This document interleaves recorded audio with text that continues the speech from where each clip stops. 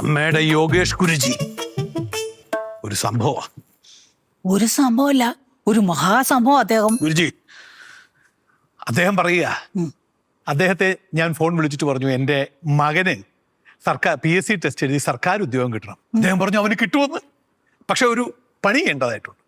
അവൻ്റെ അച്ഛനായ ഞാൻ ഇന്ത്യയിലെ 10 മഹാക്ഷേത്രങ്ങൾ എന്ന് വെച്ചാൽ കാശി, രാമേശ്വരം, മധുര, കുംഭകോണം, ഈ ക്ഷേത്രങ്ങളിലൊക്കെ പോയി ഞാൻ തന്നെ സന്ദർശനം നടത്തണം.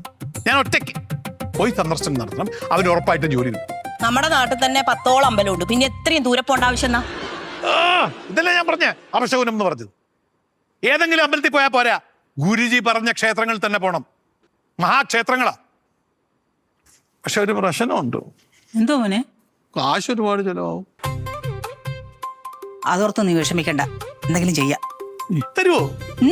നമ്മൾ തകർത്തിരിക്കും. ഈ 10 ക്ഷേത്രങ്ങളിലും ഞാൻ പോകും. പോണം.